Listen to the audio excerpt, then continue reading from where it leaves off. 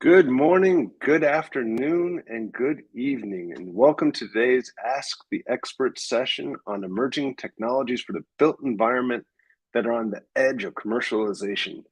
The Ask the Expert sessions are intended to introduce you to industry-leading experts shaping the future of the built environment, give you insights into their work and how it will affect your work now and in the future, and to give you the opportunity to ask questions to these experts about the work they are doing.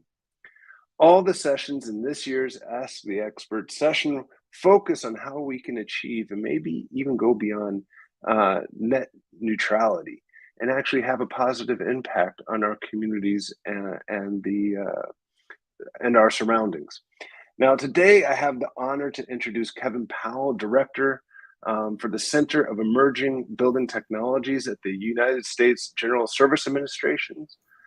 Kevin is the Director for Emerging Building Technologies, part of the Public Building Service, and he's the Program Director for the Green Proving Ground. Mr. Powell focuses on identifying innovative technologies, practices, and processes that optimize how the Public Building Service designs, delivers, and operates more than 185 million square feet, or for the non-US based participants today, that's 17.2 million square meters of federal real estate. So he is truly an expert on all things that are bubbling in the emerging technologies for the built environment. And I'm really excited to hear Kevin's presentation today. Before we get started, I have a couple of housekeeping reminders. One, this session is being live broadcast on LinkedIn, Facebook, and YouTube. Two, please use that chat function to let us know where you're watching this session from. We'd like to know where everybody is at and get a sense of all you fantastic people out there on the interweb. And please use the chat function to ask Kevin some questions. This is your opportunity to ask an expert about the fascinating work that they are doing. And to jump a little bit ahead of one of the questions that I know always comes up in these sessions, yes, Kevin's slides will be made available to attendees of today's session. And without further ado, I'd like to give the word to Kevin, and he could walk us through some fantastic insights on emerging technologies in the built environment. Well, thank you so much, Jeff. And it's always good to hear about yourself and, of course, the place that you work in from somebody else. And hopefully it doesn't sound too bureaucratic, because actually the surprising thing about our program is that it's anything but. I titled this particular session Ambitious Goals and Innovative Solutions. And let me get to, whoops, sorry. We at GSA, the administration certainly has set out for us what I would consider to be really a set of pretty big, hairy, audacious goals. For those of you who read Jim Collins' book, Built to Last, that's what he actually characterizes as the hallmark of successful organizations. And I think what is great about these big goals is they do get everybody to row in a certain direction, and it's easy to see where you're headed, where your North Star is, if it's really something that is a stretch goal. So these are three that apply to GSA. These are in executive orders. Again, they're the administration's priorities, but they're particularly, they affect what we do. And what's true about all of them is that to get there, we really are going to need, this is not business as yesterday, not even business as usual. This is really business designed for tomorrow. So how do you get there? Well, you need innovation. And I think that should be obvious, I think, to most. But without getting into these tactics, what, in any great detail, what characterizes all of them is that there is some gap between where we are today and where we need to be tomorrow. And what we do at GSA to sort of bridge that gap is we have the program that I lead.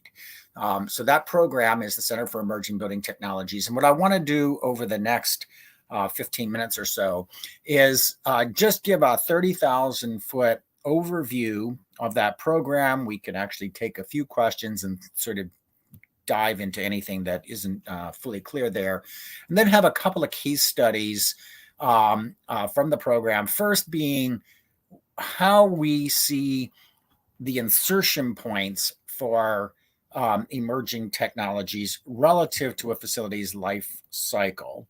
And the second is how we identify topics. That is to say, how do we identify what our needs are as an agency, and then how there could be technological solutions that could address some of those needs. One of the things about the way we organize the program, and again, I want to be clear about that, is that it's iterative. It's a plan, do, act cycle. We're identifying needs. We're then validating those technologies. We see how they actually deliver. There's usually new things that come up in relative to that deployment. We take that into consideration, and then we continue that investment, and then it comes back to potentially additional needs that are identified. One other thing I do want to say is the whole purpose of the program is not to create some academic reports of how things work, and it's really not to create any kind of consumer reports, bake off this works better than that of the same essentially thing, but it's really to figure out what sorts of technological strategies GSA should invest in. And GSA is an enormous want engine. I mean, there is a lot of real estate that we manage, and from that large footprint, we need to figure out, and really scarce dollar resources, we need to figure out how to prioritize the investment of the money that we have. The core, I guess the core reason we have this Green Proving Ground program, as we call it, which is really a test bed program to validate next generation technologies in the field. And the reason is really summarized in that headline here, which is that essentially if you are specifying what you already have, it works. There's really not a lot of risk to you for doing that. Nobody is going to criticize you for having done what you've already been doing. The question really becomes, if you are going to try to do something better, there's something out there that you think is actually going to deliver improved performance, well, you're actually taking on some risk because it might not work. That's the unknown. So what happens out there is that kind of conservative attitude. It's actually rather prevalent, and beyond being prevalent, it's actually how most organizations in many ways incentivize folks. People are actually disincentivized for taking on risk.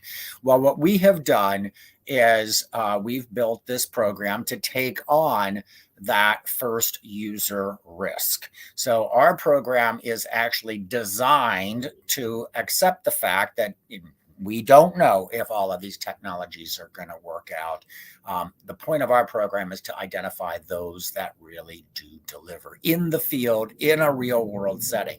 Everything we take into this program, we think has great promise and has demonstrated that promise in a lab setting, perhaps even in a first pilot setting. But how about in the world of folks who actually install and operate things? That's what our program is all about.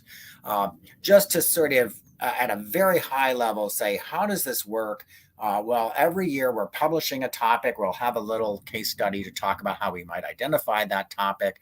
But once we have identified the topic, we put out a request for information. The last slide will actually show you how we do that and how you might respond or suggest that somebody else who has a technology that has been pitched to you that you would like to see demonstrated out in the field, we can, again, you can direct them to our program. So annually, we publish this request for information around a topic area that we think is relevant to what our agency needs.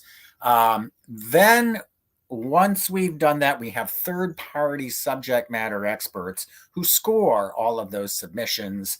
We then bring our own technical committee together to sort of identify of those that scored the best from the third-party subject matter experts, which ones do we think would have the biggest impact on our portfolio. I should say at the top here that for the past 5 years, we've been doing this program jointly with Department of Energy. So there's always a private sector site as well as a federal site, which helps improve our confidence in the outcomes. We use DOE National Labs to validate the in-field performance of these technologies. And then at the end of the day, as I say, we're not looking for, we do get, I will say, from those national labs, a very scholarly 60, 100-page report. We distill that down, and I'll show you some of the kinds of materials that we share with others just to make sure that everybody is on the same page of what this really means. Again, have a lot of confidence in the way the labs work. We want to sort of distill that down, though, to ultimately a recommendation for what we can do at GSA. What can we invest in? Again, the sort of the bottom line, guiding investment in next generation technologies. That is what this program is all about. But the way that we get to that bottom line is that we really want to understand how these technologies really work when our folks are operating them, when our tenants are interacting with them. We want to understand non-energy benefits because many of these technologies do have that. Again, at the core, many of them do have some kind, and most of them require their savings are coming largely from energy reduction or water reduction. And at this point, we're also looking at carbon reduction, but these things all tend to go together. That's what sort of creates the payback. We need payback. We have to invest in things that make sense for you, the taxpayer, quite frankly, and for us as an agency with, again, scarce resources, has to have payback. A lot of third-party financing also, again, has to have payback. But beyond the payback, we're really looking at what's that performance and how do we get the biggest bang for the buck? How do we move the needle, essentially, when you only have scarce resources to invest? That's what the program is about.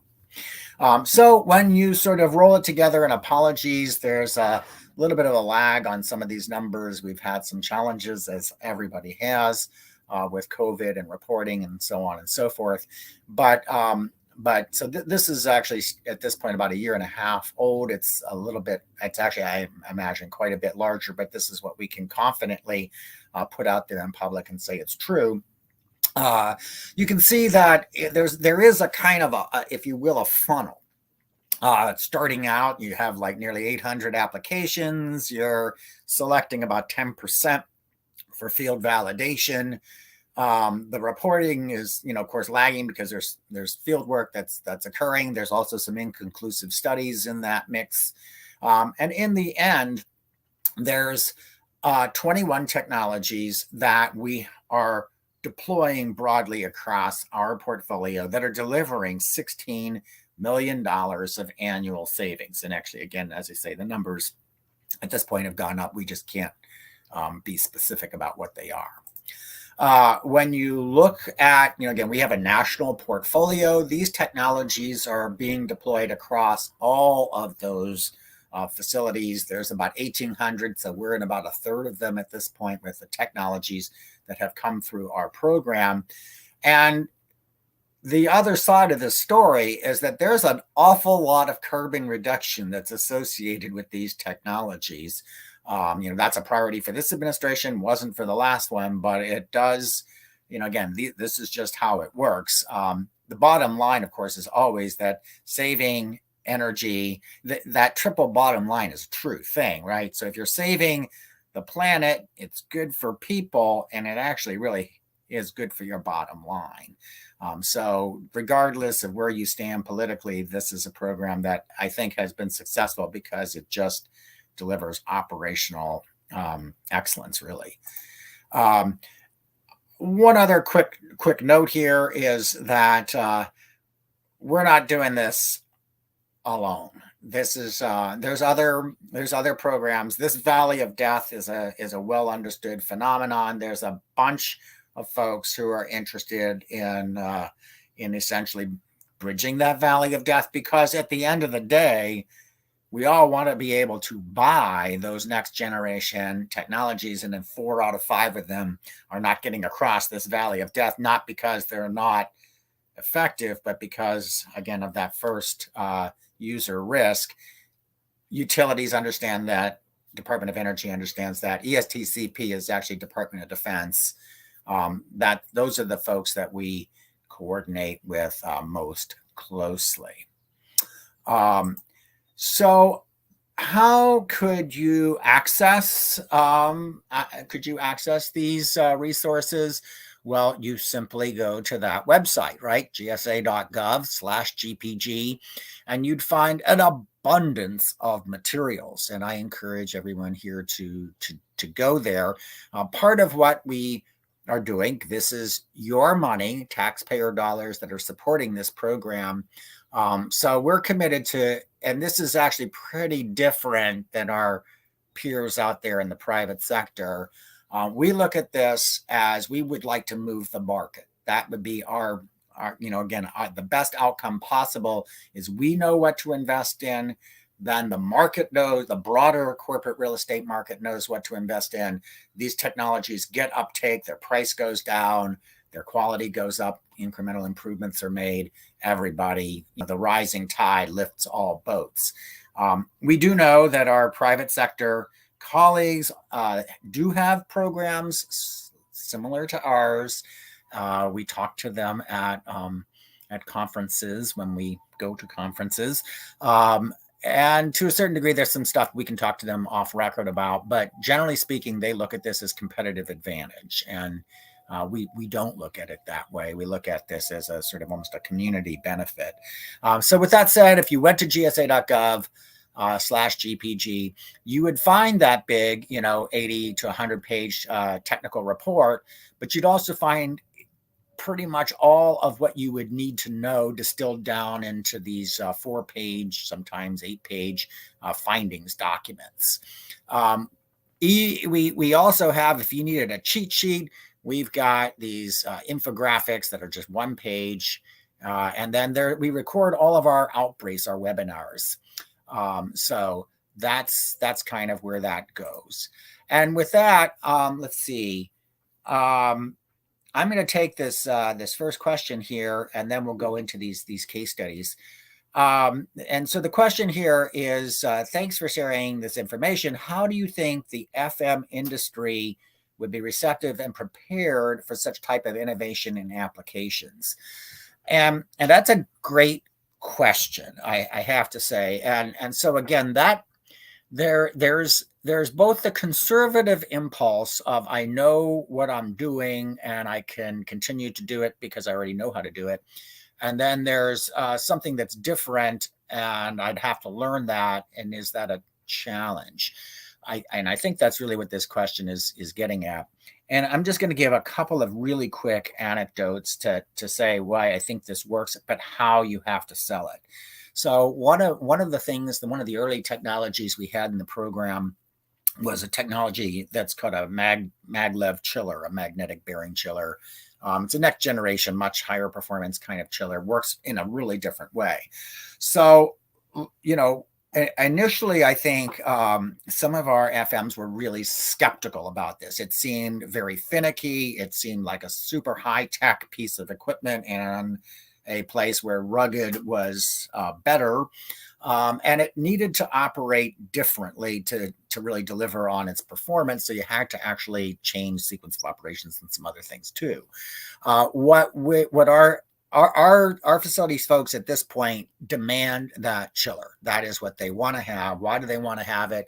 Well, first, there is that non-energy benefit. It's quieter, has a lot less vibration. It's just nicer to be around. And then secondly, I think as people started, that community of practice came around to understand that you could actually operate this thing more in just some ways that were just a lot better, more intuitive, ran your facility, you could run your facility more effectively. That tends to win out. So the short answer is, I think folks are receptive once they see what the benefits truly are. Again, as my boss likes to say, if the juice is not worth the squeeze, nobody's going to want to take that on. But that's an interesting point, Kevin, that I think about. One aspect is a receptiveness, but what are you doing to kind of upskill or to work with your FMers that are actually able to adopt these technologies? Or do you point them in the right direction towards, these are some of the technologies coming, to make best use of it, you're going to have X, Y, and Z skills and competencies to do so? Are you actually going in that way as well, or what are you doing? Yeah. So, and no surprise, I'm sure, to this audience. It's a pretty rapidly shifting set of skills, actually, that an FM needs to have to, just like when you look at your kid and see how they interact with their phone versus how you might have once interacted with your phone. It's different stuff. So there's a couple of things. First of all, we do have a ongoing training program that's actually been ramped up in the last, it's really at this point, it sort of goes along with our program. So it's been about 10 years that's been Essentials of Facility Management, as we're calling it. So there's a lot of material there. Penn State is our partner in that. And it does help. It helps both with the awareness of what's possible and then how to actually operate these, what is best practice, basically? What's the state of the shelf? A lot of what that course is about is really what's the state of the shelf. What's the state of the shelf? Not so much what's the state of the art or tip of the spear, but how do you actually operate? What are the best practices and even just good practices for operating a facility effectively? There's quite a few other, again, and we'll talk a little bit about this in this next case study, but there's a lot of other stuff. It's not just the technology. In fact, the technology is probably the least of it. It's really all of the people that are operating the technology in most cases that make all the difference in the world. And they really are the difference between success and and failure, to be honest. Okay, interesting. Because I also think about just kind of that funnel of things that you're looking at, and they seem to be focusing predominantly on energy and water and waste and things like that. Are you doing things to, different technologies, looking at kind of human behavior, impacts on human development in the workplace or in different work environments? I'd like to say yes. And I'm going to be, so first of all, let me be 100% candid and say that over the past decade that the program's been around, I think 95% of what we have done has really been focused on energy savings. There's some energy savings component to it. And even in the one that I'm thinking about, like we're actually looking pretty closely at what return to facilities looks like. How are we going to, again, how do we operate a facility? Because we're all about the base building, right? That's what GSA is doing. Our tenants are the people who are occupying them. We deliver space for their use. But the key thing is, how do you operate a facility? How do you create a facility even that is frictionless for this new way of working? That's really going to be quite different. I mean, we at least anticipate it's going to be quite different, that there's going to be so much more, as they're calling it, hybrid. There's people on site. There's people not on site. There's people who are coming together for brief moments, in a sort of a group meeting and then going back and dispersing. So how does all that work? There's a lot of human behavior that is that we're really talking about. There's, I'd say, on that, I represent just probably 10% of what that effort looks like. I am the technology person, just to be clear. That's what our program does.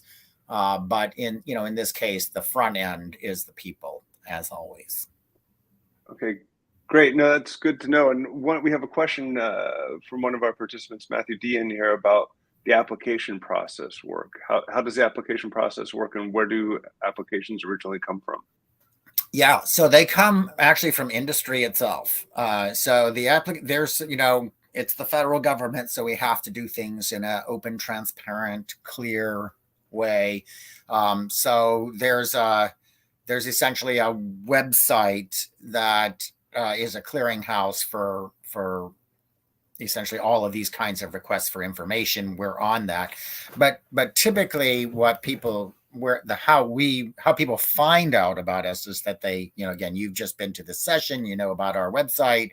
You'll see the website has a link, goes straight to this RFI. The RFI, request for information, which is where vendors come, or folks with technologies or processes even, you can submit on the topic area, and it's open for about 2.5 months. So it's typically open from October 1st to December 8th or so. So this fall coming up, topic is still to be determined, but come back to the site and look, and you can probably guess that it's going to be around those big, hairy, audacious goals that the administration has set out for us. Okay, that's interesting, because I think that leads into our next question that we have from Dean Stanberry. Sorry. The latest executive orders have aggressive targets for renewable energy and carbon reduction. Will there be strategies to increase skills and capacities to meet these objectives? Yeah. Great question, Dean. And the short answer is that is 100% of what we're focused on. And whether it's, how do we buy carbon-free energy effectively? How do we really, something is just, in some ways it's incredibly radical. Like, how do we electrify our fleet? And whereas it used to be you just parked your car and then you got your energy, which is from the gas station somewhere else. At this point, you're getting your energy from the place you're parking your vehicle, which is, typically a federal facility. But how do we do that really effectively? It just goes. It's a huge gamut. And then I think is what you're really getting at, Jeff, and I think maybe what Dean is too, is that a lot of this really has to do with the skills of our workforce and how they can operate facilities, how they make decisions about what their facility needs to transform into these really net zero carbon buildings that we're targeting. This is going to be an all hands on deck effort. Okay, cool.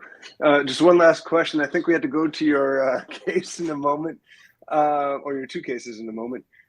We have a question here from, I'm sorry for butchering your name in advance, but I think it's Srinivas Sandhakar. And he's asking a question: does the GSA take care of even FMers in consulates? I think this is U.S. consulate in India. So what about the international locations that the U.S. government has? What type of perspective do you take on those? Yeah. So so I guess, what is it they say? You got to stay in your lane.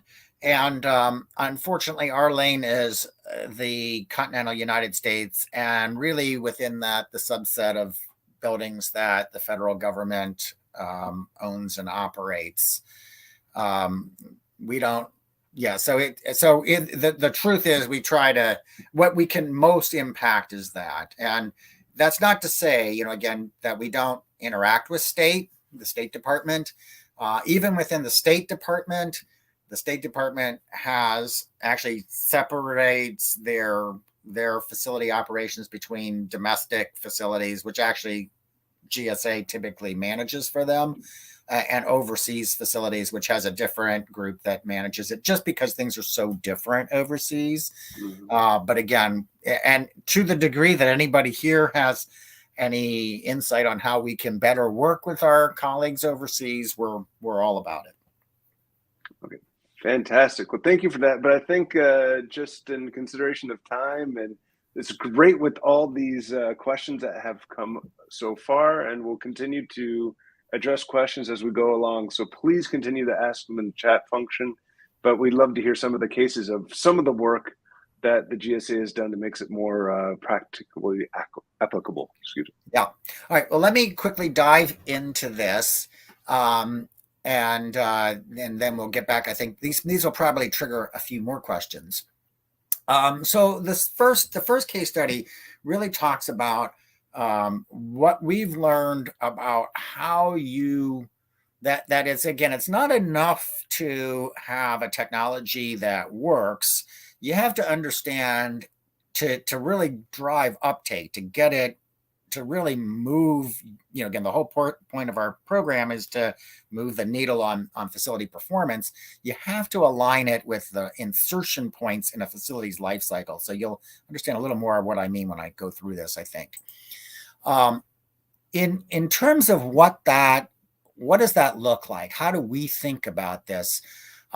There's really three key moments in a facility that each are really different, and the way in which a technology can be inserted is really different, and the payback requirements are really pretty different. So when you're talking about new construction, there's obviously you have a complete green field, right? It's just a blank slate. There is no incumbent technology. And so what you're really trying to do is invest in best of breed. And when what you're talking about then is strictly the incremental cost of what that best in breed would represent over standard practice. And that's the kind of decision making. There's also, there's a whole series of, budgetary types of money, and it's really different for new construction than for anything else. In some ways, at the other end of the sort of spectrum, there's end of life replacement. That is to say, something has, it's just done, it's broken, it's finished, it can't be used anymore. So again, you're not really talking. You only have to sort of address the incremental cost of what is the difference between the best in class for end of life replacement versus what you had before. This one, though, especially around that people question, right? So when it comes to new construction, architects are usually pretty big friends of next generation technologies. But when it comes to end of life replacement, the path of least resistance is to buy the same thing that you had, to replace in kind.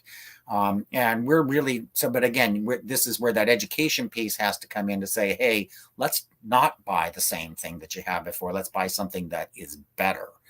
But this middle one is actually where we have targeted a lot of effort.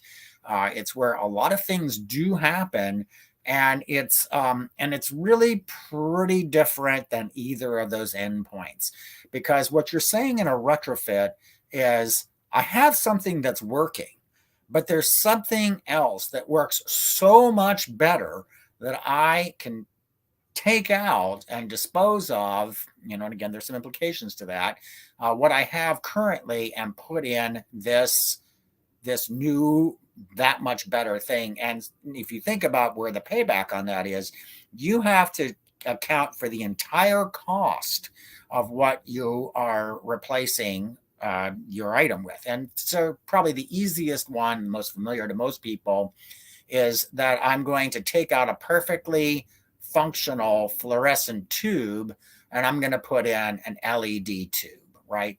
There's nothing wrong with the current tube, but you're going to replace it with LED because it's just that much more efficient. So that's, again, those are just really different. And to sort of bring this into sort of perspective, we've been looking, and one of the areas, the challenge areas for us is windows, the building envelope.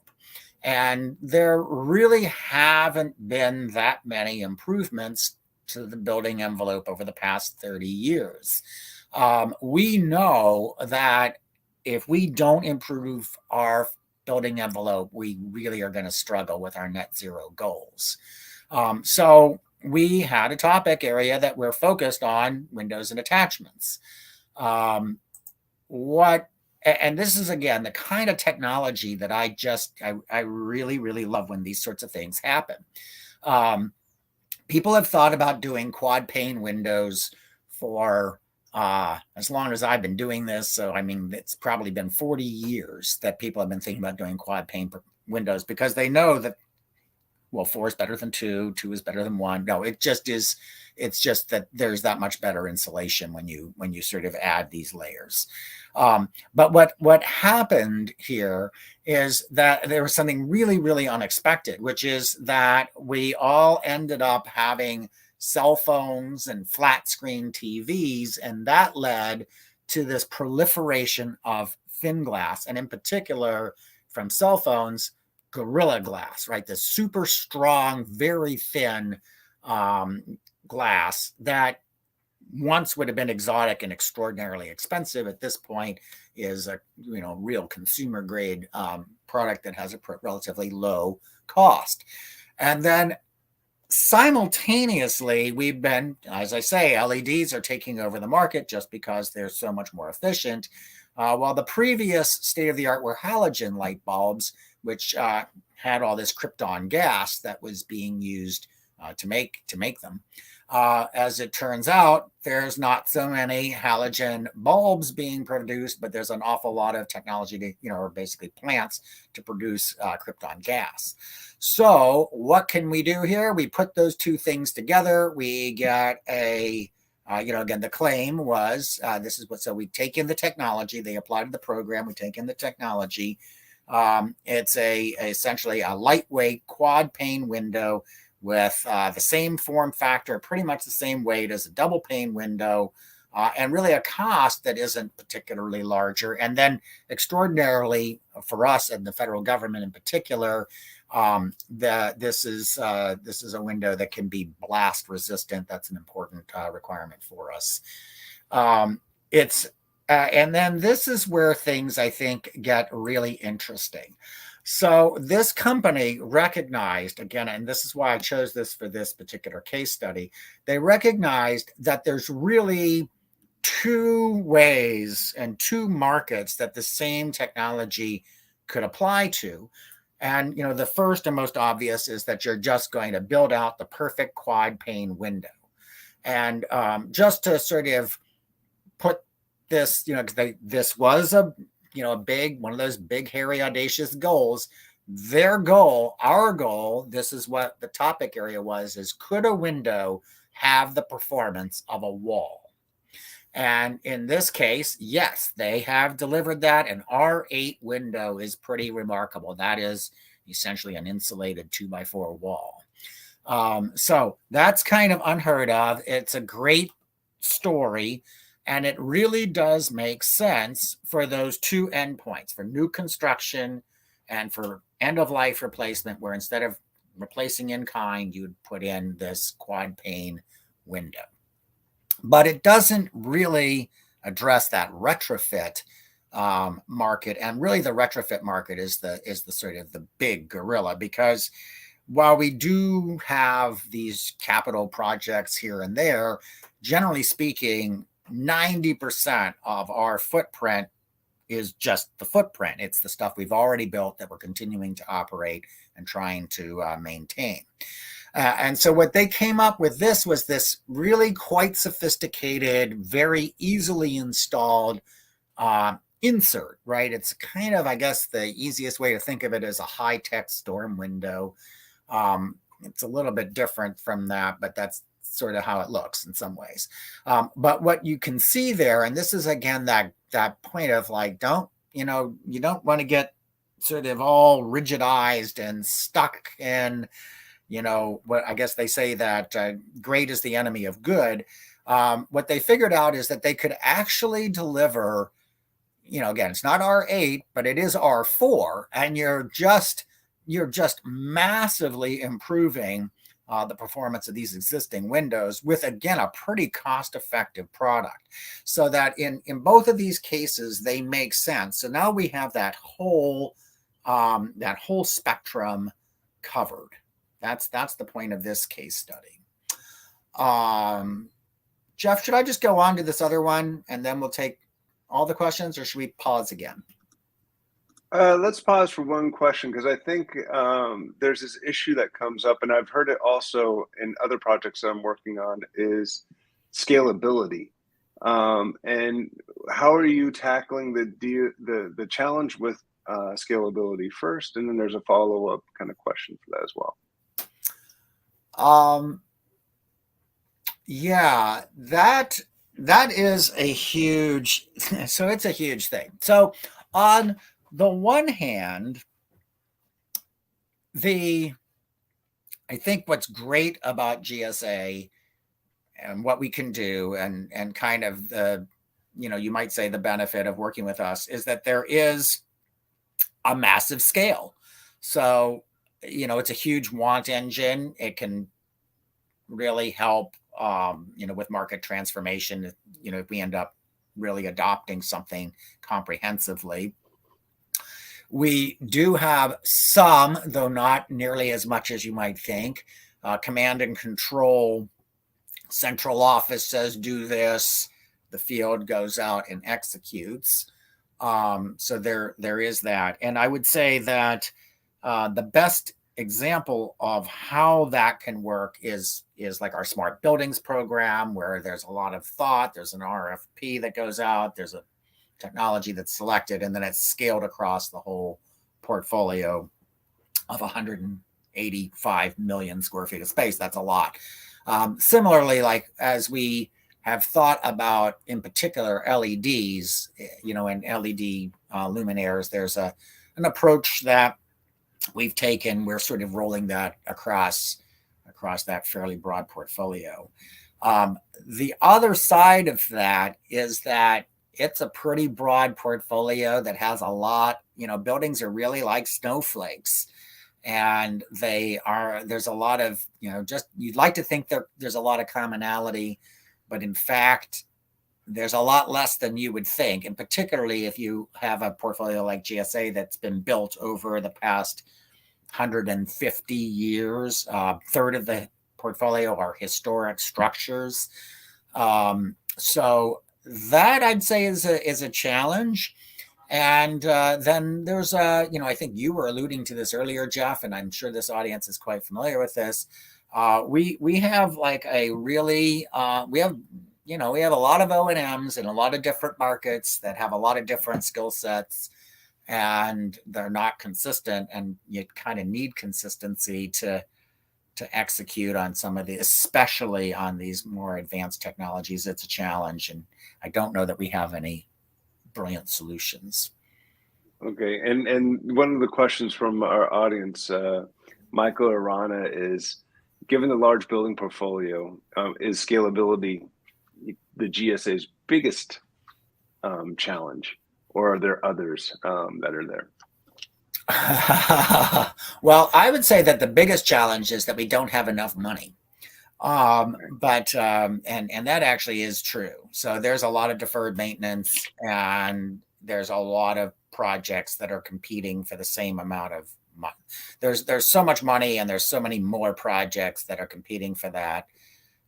So I think that to my mind is probably the biggest challenge. And then I think that sort of a subsidiary to that is that we use a lot of third-party financing for different projects, and third-party financing has a much more stringent payback requirement. Like we say, if it's life cycle cost effective, we are willing to invest in it.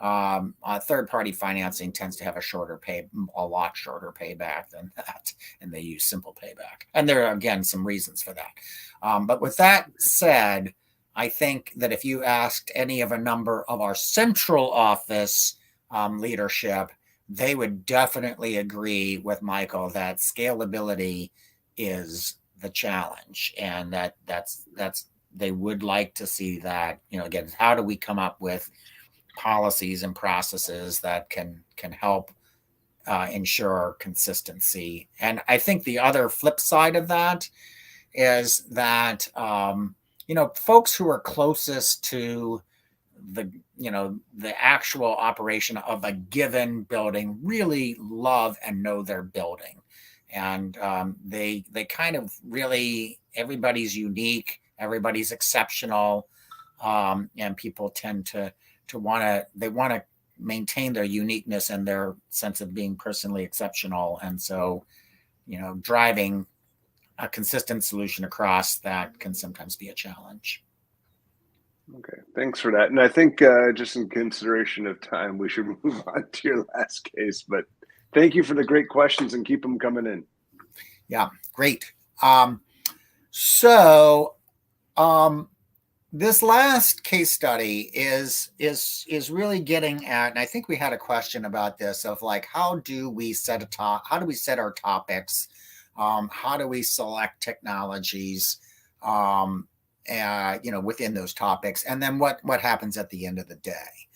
And so in this case, when we're talking about a decarbonized facility of the future, and I think everybody agrees that's where we're headed.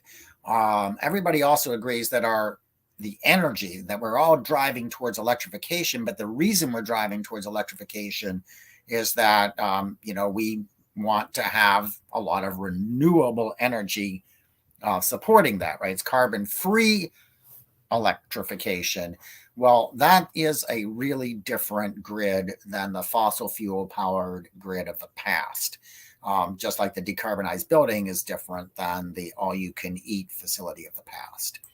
So when we sort of looking at this and sort of, again, taking that big, hairy, audacious goal set forward by this administration, but again, I think set forward by general community of practice, is we are really driving full speed ahead towards decarbonizing our buildings in terms of their operation and in terms of their construction.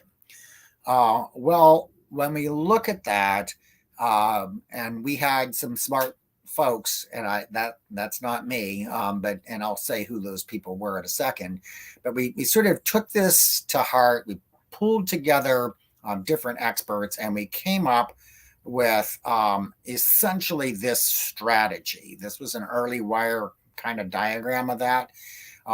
These are the 5 components of that decarbonized building. And when you think of them together, that is to say that we have the efficiency, we have electrification, we have flexibility in how we're operating the building relative to its energy demand. We hopefully, when it makes sense, can have some energy storage on site, and we can have some energy being generated on site. When you look at all of that together, Department of Energy, which was really the lead on this thinking, characterized this as a grid interactive efficient building, or a GEB. So that was what they said, that, so basically they were the architects, if you will, of what this strategy looks like. And I also do want to say that when it comes to new construction, there's a whole nother overlay of how we make the building be low embodied carbon to start with. And then we, of course, apply all of those same things that I was just describing in terms of how it operates. So what the good news about these GEBs, and what we've decided this, or again, folks seem to have a consensus, this is the facility of the future. The great news is that all of these components already exist. This is state of the shelf, but definitely, as I said, not exactly tip of the spear in terms of it does, again, it's not like these are 5 years out technologies. We don't really have them. We only have them in prototype. They're all commercially available.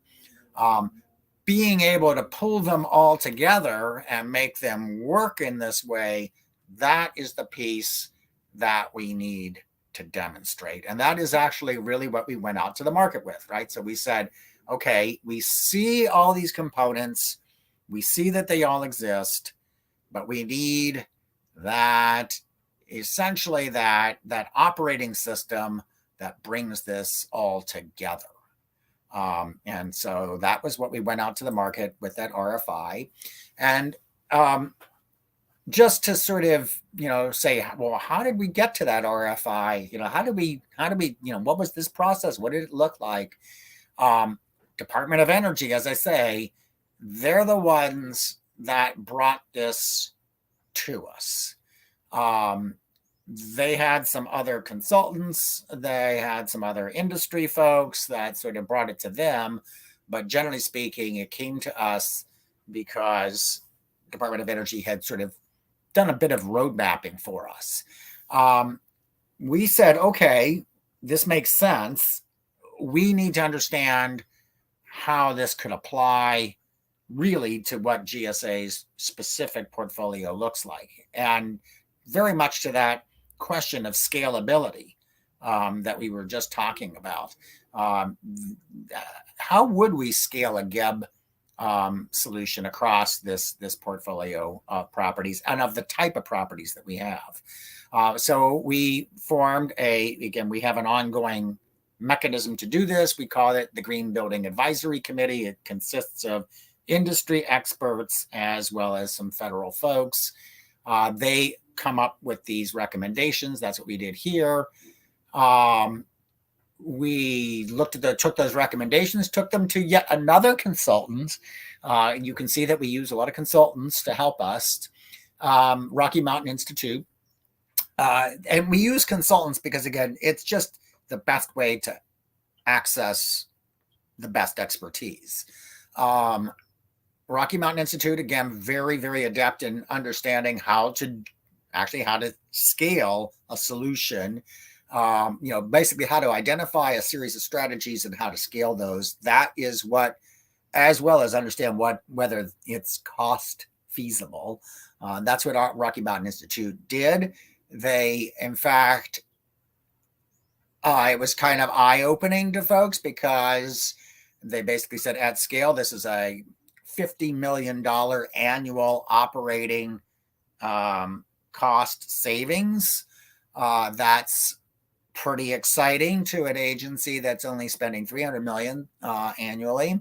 As you can see, all of the technologies so far to date are only delivering $16 million. So again, a lot of opportunity here. We then also identified some gaps, particularly around, as I say, that operating system, the way to stitch this all together. So we put out that request for information, went out to industry, got a bunch of responses, picked the top 5, and we're out there currently evaluating them in the field. And the ultimate outcome is that policy and guidance that can drive the agency to broadly adopt. So that's what I got. I'm going to just put this up for a second, and as you can see, and you'll have all these slides afterwards. But again, just those 2 items. We do have an ongoing series of webinars. If you want to attend them live, you can sign up again through that. Just visit our site, that gsa.gov/GPG. You can find all of the webinars that have already been done and watch them at your own leisure. And then last, but certainly not least, keep your eyes peeled for our next RFI, which will launch in October. Wow, that's not right. Our FY23 RFI will launch in October of 2022, not 2023. So sorry for that error. And with that, let's take some final questions. All right. Thank you so much for that, Kevin. And thank you for letting people know again where they could go for more information about upcoming activities that the Green Proving Ground is doing. One of the questions I have, and it's kind of linking back to your previous case, and it also links up to the conversations we were having at Facility Fusion, relates to particularly the retrofit discussion and the conversation that people are having around embodied carbon and when does it make sense. Are you integrating calculators or developing methodologies for embodied carbon calculation? As I could kind of see that you have some conversations around that in your GEB model, but how are you approaching the issue around embodied carbon and how does that plug into a business case? Yeah, that's again a great question. I think it's something that should be on everybody's mind. And just as a sort of a case in point in both how important it is and how thorny it is,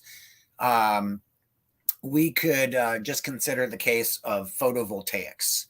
And so, those PV panels that we see everywhere, all PV panels are not the same.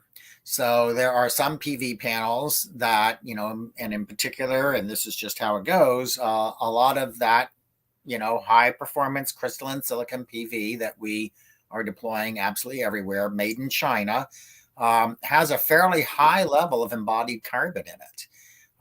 And yet there are other PV panels made both here in the US and some in Europe, and actually some in Asia as well, that have substantially less embodied carbon. So it's essentially the same technology, the same thing you're buying for the same functionality, but with really different embodied carbon. We are actively working to help quantify those and try to align with different standard setting organizations to help make that transparent and help improve that buying decision. Okay, great. Thanks for that. And then we have one final question from the audience regarding GIBs. I don't see any reference to microgrids and grid resilience. Thoughts? Yeah, great question there. That's from Dean as well. Yep. And I love the fact that he calls them GIBs because that is what they should be called, even though DOE calls them GEBs. But in any event, the short answer to that is that microgrids, I think, are going to be critical. So again, great question, great point. And microgrids can be down at the facility level. They can be even down to the floor level. But what they really are allowing you to do is be much, much more flexible. In fact, to really deliver on what that promise of that interactivity, that ability to really dynamically manage load. And as we were sort of talking about, what does that facility of the future look like in a hybrid work environment? I think a microgrid's going to be critical. One thing I do want to just sort of underscore in terms of where I see things going, again, this might be more Kevin Powell than GSA, so do take that, just take that as for what it's worth. There's a lot, I think there's going to be a real revolution in how power can be distributed, particularly in a commercial space, essentially on the basis of a DC microgrid.